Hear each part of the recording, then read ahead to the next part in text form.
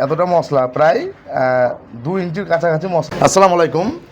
দেখবেন প্রবেশ পথটা যদি সুন্দর না হয়, ভালো না হয়, তাহলে মানুষ সেই জায়গায় যেতে ভালোবাসে না।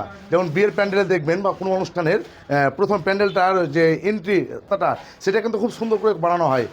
তেমনি বিল্ডিংয়ের একটা বা বাড়ির একটা সিঁড়িটা হচ্ছে প্রবেশ পথ। মানে সিঁড়িটার কাজটা যদি খারাপ হয় তাহলে কিন্তু তাহলে সেই জায়গায় মানুষ আসতে পছন্দ করবে না। একটা বাড়ি যখন প্লাস্টার করবেন, সবচাইতে বেশি মশলা খায় দেখবেন এই সিঁড়ির দেওয়ালগুলোতে। দেখছেন কতটা মশলা, আপনাদেরকে দেখাই। দেখেন এতটা মশলা প্রায় 2 ইঞ্চির কাছাকাছি মশলা আছে। প্রায় 2 ইঞ্চির কাছাকাছি মশলা আছে দেখলেন। তো কথা হচ্ছে কি, যে ওলন করার সময় এতটা মশলা এসছে, তো এখন কি করবেন? আপনি প্লাস্টার করে দেন এতগুলো মশলা, তাহলে কিন্তু যখন রং করবেন, রং করার কিছুদিন পরে ফেটে যাবে, ক্র্যাক হয়ে যাবে। তখন প্রবেশ পথটা আপনার যে বাড়ির প্রথম উঠবেন সেই জায়গাটা যদি ফাটা দেখায়, ক্র্যাক দেখায়, খুব খারাপ লাগবে। তো কি করবেন তাহলে? এই জায়গাগুলোকে একবার সুন্দরভাবে রাপ মারবেন, যেমনটি দেখছেন আমার ভিডিওতে, এভাবে রাপগুলো মারবেন।